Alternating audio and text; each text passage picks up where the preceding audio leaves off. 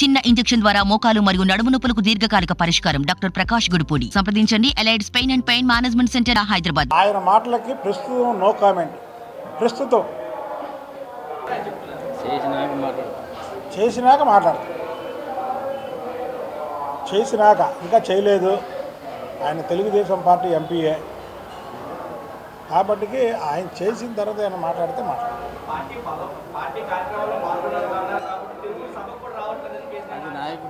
అదే నాయకుడి దృష్టిలో ఉంది తమ్ముడు. చెప్పాను కదా, ప్రస్తుతం ఆయన తెలుగుదేశం ఎంపీఏ. తెలుగుదేశంలో ఉన్నంత వరకు మేము ఆయన మీద మాట్లాడదలుచుకోలేదు. బయట వ్యక్తులు ఎవరైనా మాట్లాడితే మాట్లాడతాం. ఇప్పుడు కొడాలి నాని మాట్లాడాడు, నిన్న మాట్లాడాము. లేకపోతే వల్లభనేని వంశీ మాట్లాడాడు, మాట్లాడతాం. లేకపోతే ఇంకొక ఆయన మాట్లాడతాడు, మాట్లాడతాం. అంతవరకు అయితే నాకు తెలియదు. నిన్నటి వరకు నేను భువనేశ్వర్ గారి పర్యటనలో ఉత్తరాంధ్రలో ఉన్నాను. నేను రాత్రి వచ్చాను. ఇవన్నీ కూడా నేను టీవీల్లో చూడడం తప్ప పర్సనల్గా అయితే నాకు ఈ విషయాలు ఏం తెలియదు. Thank you. చిన్ని గారు వస్తున్నాడు. 5 నిమిషాలు ఉంటారా? 5 ఎక్కడి వరకు వచ్చాను. అందరికీ నమస్కారం. రేపు మధ్యాహ్నం మా ప్రియతమ నాయకులు తెలుగుదేశం పార్టీ అధినేత నారా చంద్రబాబు నాయుడు గారు ఎన్నికల శంఖారావం పేరుతో రా కదిలిరా అనేటువంటి పిలుపుతోటి ఎస్సీల పక్షపాతిగా ఎన్టీఆర్ జిల్లాలో తిరువూరు నియోజకవర్గంలో భారీ బహిరంగ సభ ఏర్పాటు చేశారు. ఆ బహిరంగ సభకు 7 నియోజకవర్గాల్లో అమితోత్సాహంతో కదలడానికి తెలుగుదేశం పార్టీ శ్రేణులు, సానుభూతిపరులు, నాయకులు, ప్రజలు సిద్ధంగా ఉన్నారు. అందులో భాగంగా పశ్చిమ నియోజకవర్గంలో వెంకన్న గారు, నేను, మా నాయకుల నేతృత్వంలో రేపు ఉదయం భారీ ర్యాలీతోటి ఆ సభకు వెళ్ళటానికి సిద్ధమయ్యాం. ఈరోజు మా నాయకులందరూ కూడా రావటం జరిగింది. తెలుగుదేశం పార్టీలో నారా చంద్రబాబు నాయుడు గారికి బద్దులుగా, విధేయులుగా, ఆయన నిర్ణయానికి కట్టుబడి గత 25 ఏళ్ళుగా ఈ నియోజకవర్గంలో తెలుగుదేశం పార్టీ కార్యకర్తలకు ఏ ఇబ్బంది వచ్చినా అండగా ఉన్నది. తెలుగుదేశం పార్టీని పెంచడంలో మా ఇద్దరితో పాటు ఇక్కడ నాయకులు పూర్తి సహాయ సహకారాలు ఉన్నాయి. మాదొకటే నిర్ణయం, చంద్రబాబు నాయుడు గారికి విధేయులుగా ఉన్న వాళ్ళ పట్ల గౌరవంగా ఉంటాం. విధేయులు కాని వాళ్ళ పట్ల మేము గౌరవంగా ఉండం. మా నాయకుడి మీద చిన్న మాట అన్నా మేము ఊరుకునేటువంటి ప్రసక్తి లేదు. ఒక మాటకు 100 మాటలు అనడానికి మేము ఎప్పుడూ సిద్ధంగా ఉన్నాం. ఎందుకంటే ఒక బీసీగా, ఒక ముస్లింగా ఈ పశ్చిమ నియోజకవర్గం బలహీన వర్గాల నియోజకవర్గం. అన్న ఎన్టీ రామారావు గారి అభిమానులు అధికంగా ఉన్నటువంటి ఈ నియోజకవర్గంలో బొద్దా వెంకన్న గారు చెప్పినట్లుగా 2024లో ఖచ్చితంగా పశ్చిమ నియోజకవర్గం నుంచి సైకిల్ మీద తెలుగుదేశం పార్టీ అభ్యర్థి అమరావతి అసెంబ్లీకి వెళ్ళబోతా ఉన్నాడు. అందులో ఏమాత్రం సందేహం లేదు. అయితే ఈ రోజున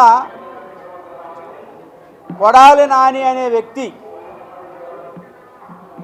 అతని మేకపోతు గాంభీర్యంతో మాట్లాడుతున్నాడు, ఎన్నులో వణుకుతో మాట్లాడుతున్నాడు. గతంలో కొంత ధైర్యంగా మాట్లాడేవాడు. ఎందుకంటే కొడాలి నానికి తెలుసు జగన్మోహన్ రెడ్డి ఒక్కసారి ముఖ్యమంత్రి అని. ఇవాళ జిల్లాలో మొట్టమొదట ఓడేది పనికి మాలిన కొడాలి నాని. అక్కడ ఆ నియోజకవర్గ ప్రజలు ఇంత పనికి మాలినోన్ని ఒక ఎమ్మెల్యేగా, భాష తెలియనటువంటి వ్యక్తిని, సంస్కారం లేనటువంటి వ్యక్తిని వెస్ట్ గోదావరి, ఈస్ట్ గోదావరి మిథున్ రెడ్డి, ఇటేమో సజ్జల రామకృష్ణారెడ్డి, అయోధ్య రామిరెడ్డి, నీ సామాజిక వర్గానికి దారాదత్తం చేసినట్టు సామంత రాజులుగా, ఇక చూస్తే పెద్దిరెడ్డి, వీళ్ళందరికీ రాష్ట్రాన్ని ముక్కలు ముక్కలు చేసి ఏలుకోండి. ఇదివరకు చక్రవర్తులు సామంత రాజులకు ఒక్కొక్క రాజ్యం ఇచ్చేవాళ్ళు, దోసుకోండి వేలుకోండి అని. ఇవాళ బలహీన వర్గాలు ఉన్నటువంటి ఉత్తరాంధ్ర ప్రాంతానికి తెలుగుదేశం పార్టీ ఏమో బుద్ధ వెంకన్నని ఇన్ఛార్జి వేసింది.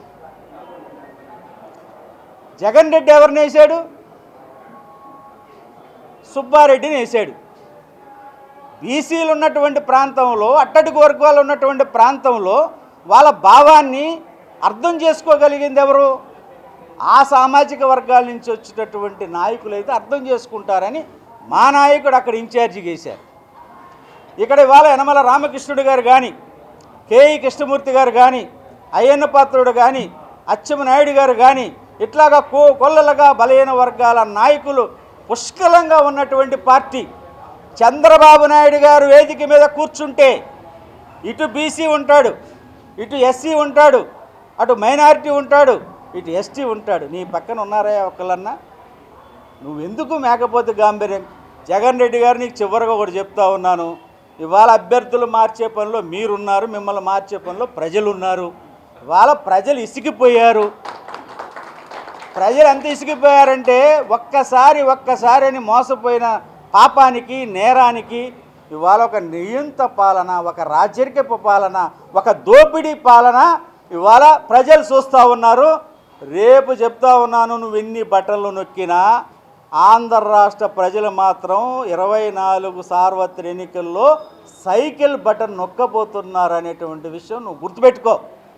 సమస్య లేదు, 100 106 100 మంది జగన్మోహన్ రెడ్డిలు అడ్డుపడినా చంద్రబాబు నాయుడు గారి విజయాన్ని ఆపలేరు. పవన్ కళ్యాణ్ గారు, చంద్రబాబు నాయుడు గారు, నారా లోకేష్ గారు బయటకు వస్తే వణుకు పడుతుంది. తాడేపల్లి ప్యాలెస్లో ఉన్నటువంటి వాళ్ళకి తప్పనిసరిగా మీరు ఎన్ని మాట్లాడుకున్నా తెలుగుదేశం పార్టీ ఎందుకు రావాలంటే మా రక్షణ కోసం రావాలి, మా బిడ్డల భవిష్యత్తు కోసం రావాలి, ఈ రాష్ట్ర భవిష్యత్తు కోసం రావాలి, ఈ రాష్ట్రంలో చదువుకున్న బిడ్డలకు ఉద్యోగ అవకాశాల కోసం రావాలి, ఎస్సీ ఎస్టీ బీసీ మైనారిటీ వర్గాలకి బాబాసాహెబ్ అంబేద్కర్ రాజ్యం రావాలనేటువంటి ఆకాంక్షతో ప్రజలు ఉన్నారు. తప్పనిసరిగా ఇవాళ ఏ బలహీన వర్గం కూడా వాళ్ళ ఫ్యాన్కు ఓటేసే పరిస్థితి లేదు. ఫ్యాన్కు ఓటేసిన పాపానికి ఫ్యాన్ కూడా తిరగటం లేదు. భయపడిపోతూ ఉన్నారు. ఎందుకంటే కరెంటు ఛార్జీలు 300 యూనిట్లు దాటితే నువ్వు అన్నీ కట్ చేయి, రేపు నిన్ను కట్ చేస్తారు ప్రజలు. మాకు అన్నీ కట్ చేస్తే, మా సంక్షేమ కార్యక్రమాలన్నీ కట్ చేసి జగన్ రెడ్డి గారు రేపు నిన్నే కట్ చేస్తారు ఈ ప్రజలు. ఇవాళ మేము బలహీన వర్గాల జోలు ఎవడు రాడు, వచ్చే ధైర్యం చేశావు. రేపు ఓపిక పడుతున్నారు మా వర్గాలు. రేపు ఎందుకు ఇంకొక 3 నెలలు ఓపిక పడితే చాలు కదా అనుకుంటున్నారు. రేపు జరిగేటువంటి ఈ యొక్క సభకి అన్ని వర్గాలు భారీ ఎత్తున కృష్ణా జిల్లా, ఎన్టీఆర్ జిల్లా మొత్తం కూడా తరలి వస్తారు. రేపు బ్రహ్మాండమైనటువంటి విజయవంతం అవుద్ది. తెలుగుదేశం పార్టీకి కోకొల్లలైనటువంటి నాయకత్వం ఉంది. తప్పనిసరిగా అమితోత్సవంతో మా నాయకుడి సభను మేము జయప్రదం చేసుకుంటాం. మరిన్ని వీడియోస్ కోసం ఛానల్ ని సబ్స్క్రైబ్ చేయండి. లేటెస్ట్ అప్డేట్స్ కోసం వాట్సాప్ ఛానల్ ని ఫాలో చేయండి. అండ్ లింక్ డిస్క్రిప్షన్ లో ఉంది.